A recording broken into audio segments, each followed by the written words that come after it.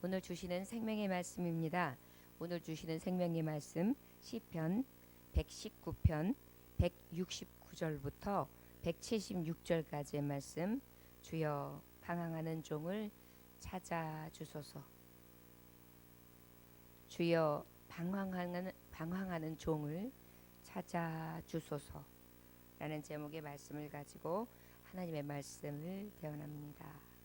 찾으셨으면 69절로부터 마지막 76절까지 함께 봉독하십니다. 여호와여, 나의 부르짖음이 주의 앞에 이르게 하시고 주의 말씀대로 나를 깨닫게 하소서. 나의 간구가 주의 앞에 이르게 하시고 주의 말씀대로 나를 건지소서. 주께서 율례를 내게 가르치심으로 내 입술이 주를 찬양하리이다. 주의 모든 계명들이 의로이므로 내 혀가 주의 말씀을 노래하리이다. 내가 주의 법도들을 택하였사오니 주의 손이 항상 나의 도움이 되게 하소서. 여호와여, 내가 주의 구원을 사모하였사오며 주의 율법을 즐거워하나이다. 내 영혼을 살게 하소서. 그리하시면 주를 찬송하리이다. 주의 규례들이 나를 돕게 하소서. 이른 양같이 내가 방황하오니 주의 종을 찾으소서. 내가 주의 계명들을 잊지 아니함이니이다. 아멘. 잠깐 기도하겠습니다. 주님, 내 마음에 두 마음을 죄하시고 주의 말씀으로 굳게 세우시며 나의 구원자이신 하나님 앞에 하루에 7번씩이라도 찬양하고 오직 하나님의 도움과 구원만을 구하나이다. 오늘도 방황하며 오늘도 이리저리 헤매이는 종을 찾아주시되 내 영을 살게 하시고 오직 주의 계명을 잊지 아니하며 종을 찾기에 시냇물을 찾는 사슴처럼 갈급하게 하여 주옵소서. 주를 찾기에 종이 갈급하나이다. 예수님 귀하신 이름 받들어 기도 올려나이다. 아멘. 오늘 말씀의 제목은 주여 방황하는 종을 찾아주소서입니다. 이번 주는 부활주일이었습니다.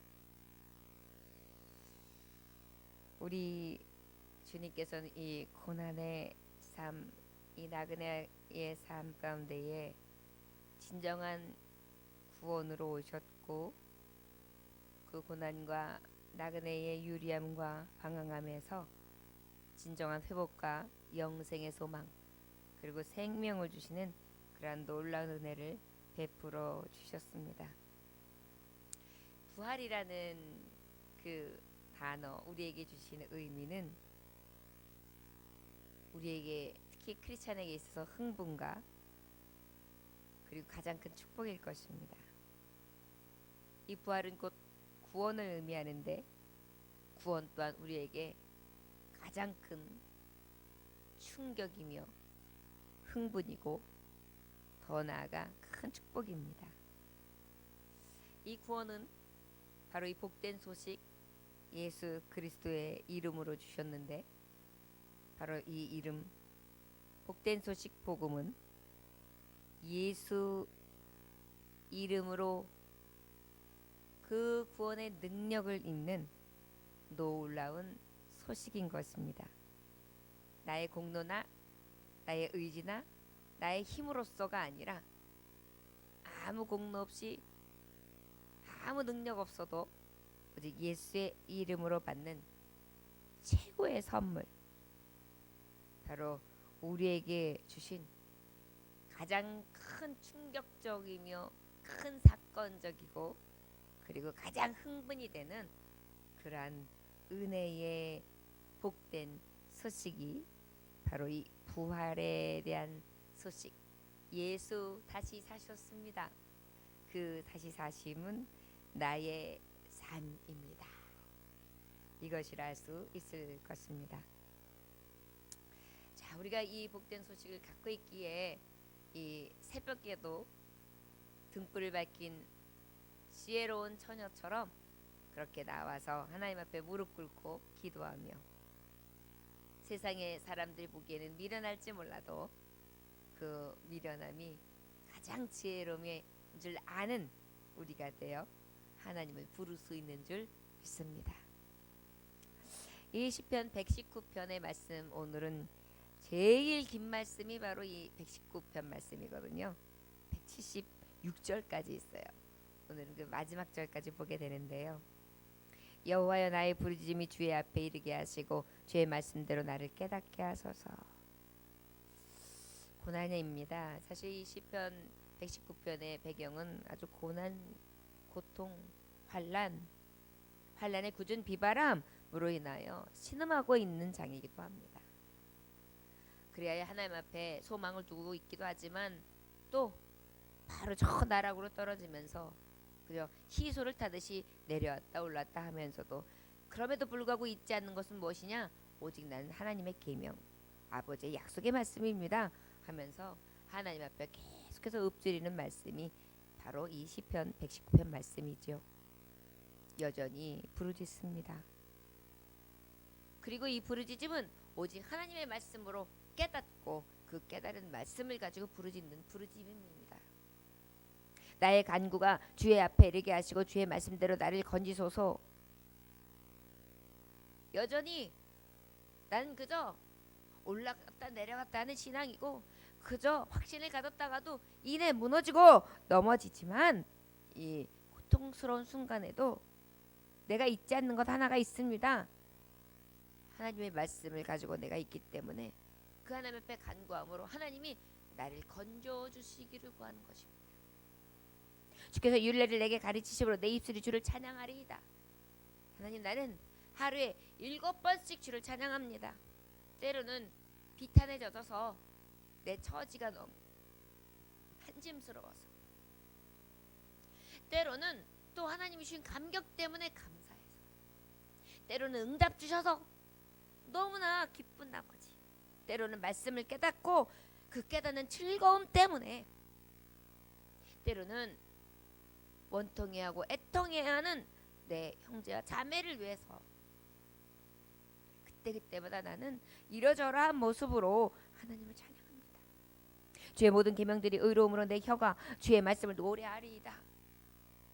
그런데 그럴 때마다 느끼는 게 뭐냐면 진리의 말씀, 공의 하나님, 정의 하나님. 여러분, 찬양을 떠나지 아니하고 부르짖는 간구와 하나님의 말씀에서 떠나지 아니하고 계속 붙들려 있는 사람들은요, 뭘 느끼느냐면요, 하나님의 진리가 의롭으시고 불변하시며 완전하신 말씀이라는 것, 우리의 영혼을 소성케 하고 완전케 하시는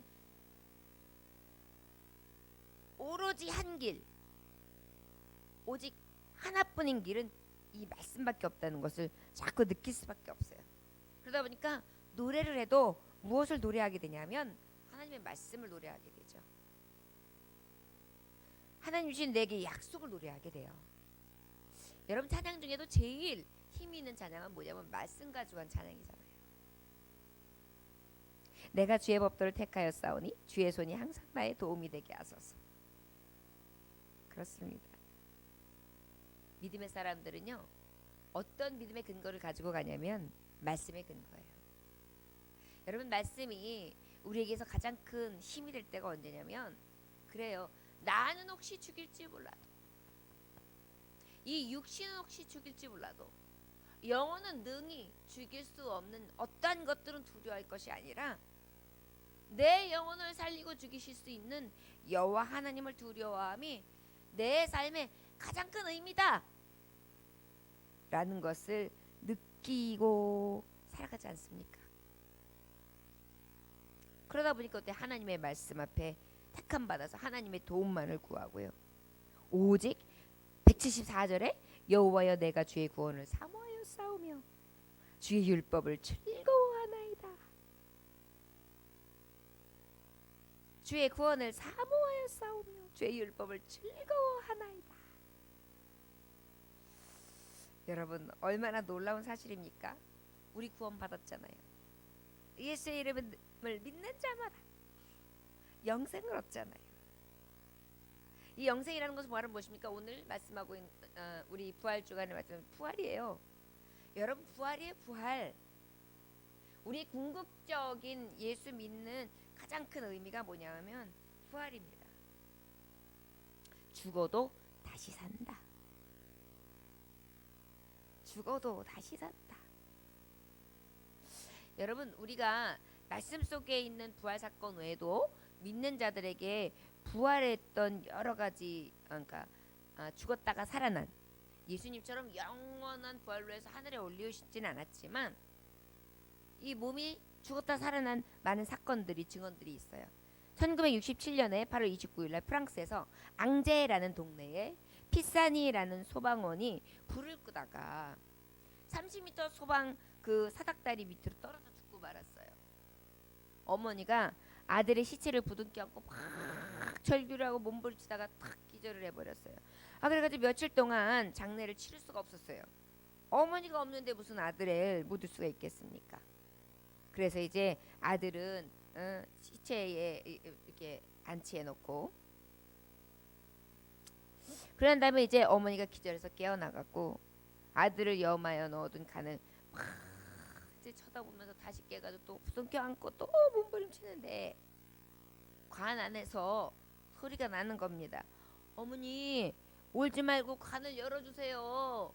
어머니 울지 말고 관을 열어주세요. 그렇게 들렸겠죠? 관짝 안에서 염해 둔 상태니까 어머니 울지 말고 관을 열어주세요 그랬겠죠? 깜짝 놀라 흔들어 보니까 또 소리가 들리는 거예요. 그래서 관을 열고 딱 보니까 아들이 살아 있었습니다.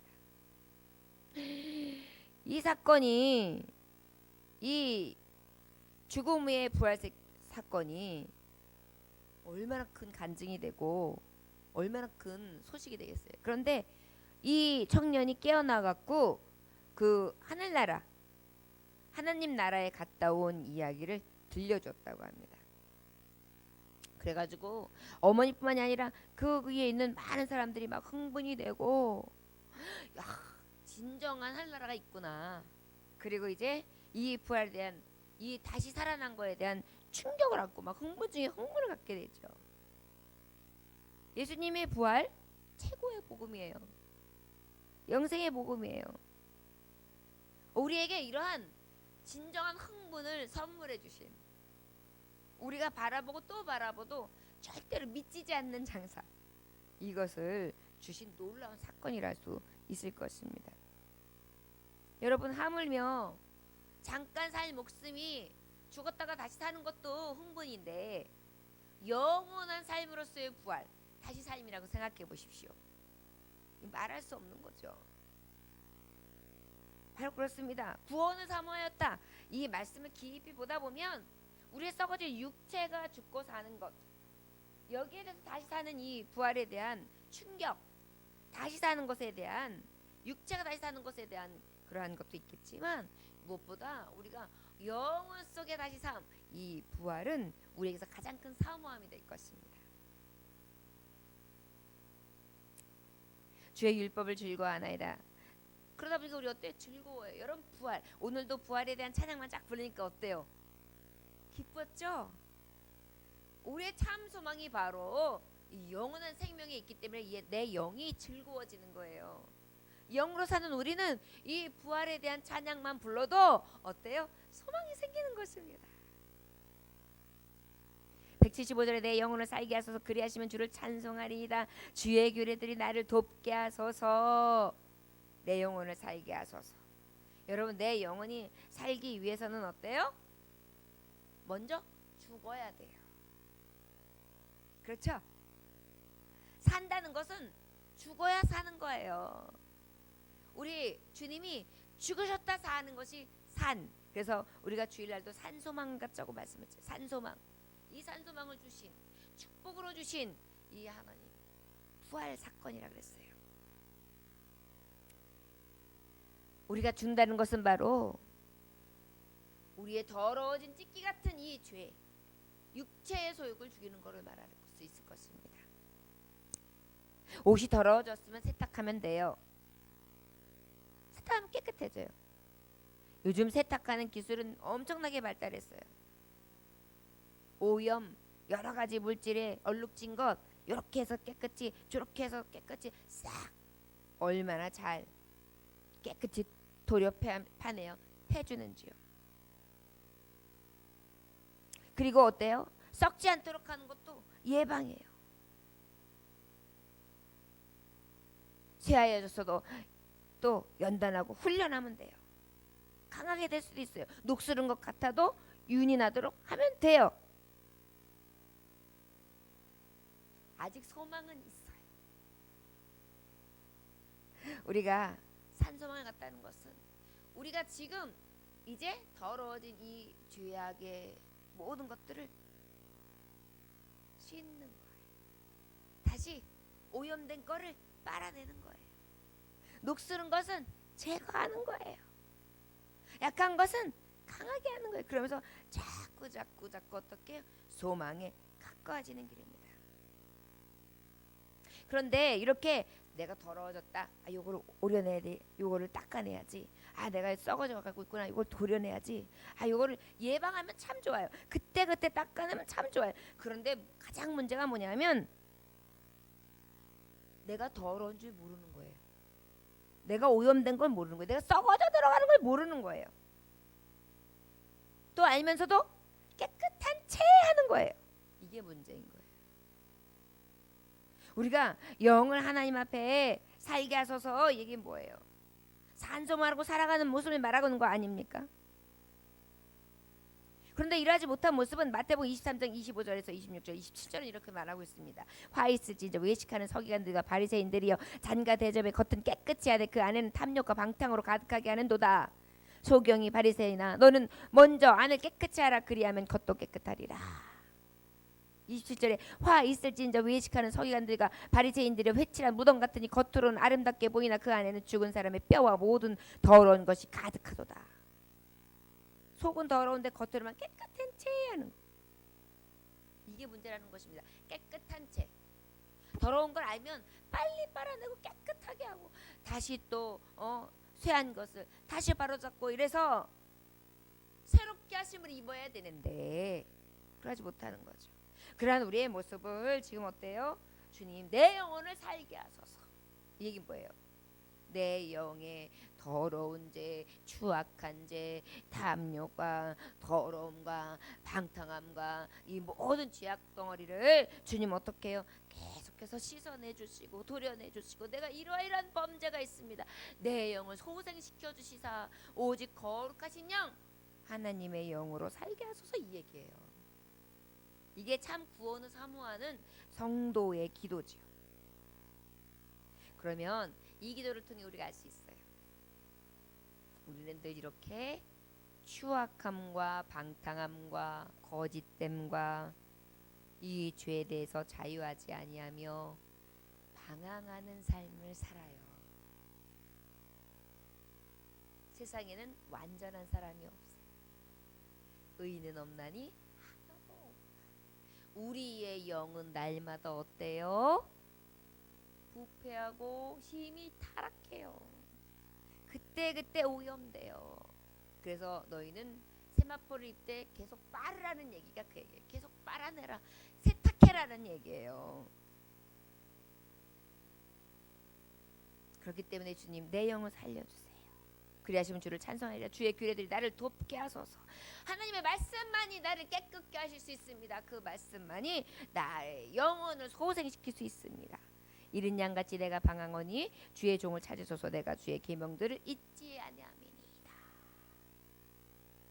이른 양같이 내가 방황하오니 방황하는 종을 주여 종을 찾으소서. 오늘 말씀이 주여 방황하는 종을 찾으소서. 맞습니다. 주님 부르짖기도 하고요. 하나님 말씀 깨닫기도 하고요. 주의 건지심이 필요하 그럼에도 불구하고 주의 건지심이 필요하고요.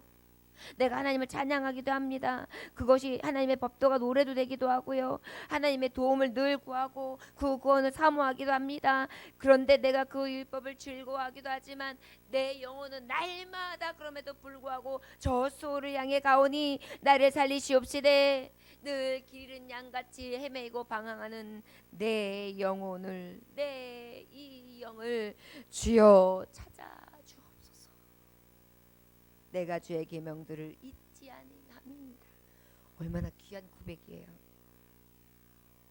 저 여러분, 때로는 아휴, 나 같은 자가, 나는 할 수 없어, 진짜 부끄러워, 이런 생각들을 가질 때가 우리 스스로에게 있어요. 누가 뭘 해서가 아니라 내 스스로에 한심해. 그런데 이토록 하나님 앞에 찬양하고 열심히 가졌으며 말씀으로 살고 무릎 꿇고 오직 주님 앞에 앙망하며 하나님 앞에 수많은 놀라운 고백들을 했던 시편 기자도 이렇게 방황했다는 것입니다. 믿음의 사람들이여, 저와 여러분, 늘 믿음으로 산다고 하면서도, 부활의 신앙을 갖는다고 하면서도 우리는 늘 이렇게 온전하지 못한 삶을 살지요. 저와 여러분, 그럼에도 불구하고 오늘 마지막 절처럼 주님, 내가 비록 이룬 양같이 이리저리 방황하고 늘 헤매이지만 그래도 이 종을 찾아주세요.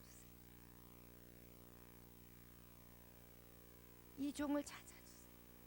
어서 오세요. 그리고 저는 이 하나님이 주신 약속의 말씀을 소홀히 여긴 적이 없습니다. 계명들을 잊지 아니합니다. 소홀히 여기지 않겠습니다. 소홀히 여기지 않습니다. 그러하오니 주여, 이 방황하는 종을 찾아 주옵소서.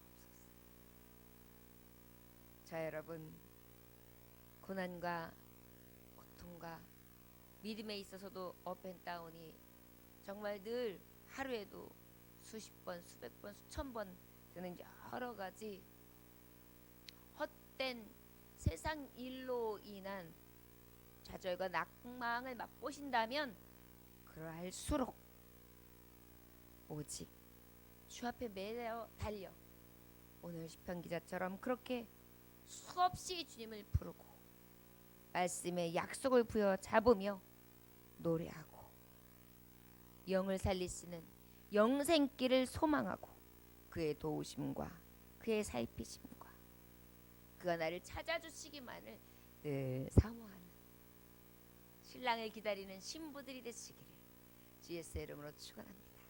기도하겠습니다. 하나님 아버지, 감사합니다. 오늘 주님께서 함께 하시니 감사합니다. 오늘도 주의 말씀, 이 귀한 말씀 앞에 위로를 얻습니다. 우리의 구원자, 우리의 영을 살리시는 자, 주의 약속의 말씀으로 나를 도우사 주 앞에서 때로는 방황하지만 그럼에도 불구하고 주님이 나를 찾으시고 내가 주를 찾음으로 온전한 생명의 길에 이를 수 있도록 우리의 영을 붙잡아 주옵소서. 오늘 하루도 방황치 않게 해주시고 오직 주를 찾기에 갈급한 심령으로 주님과 함께하는 귀한 은혜 있도록 주여 우리를 찾아 주옵소서. 예수님 귀하신 이름 받들어 기도 올려나이다. 아멘. 주님 가르치던 말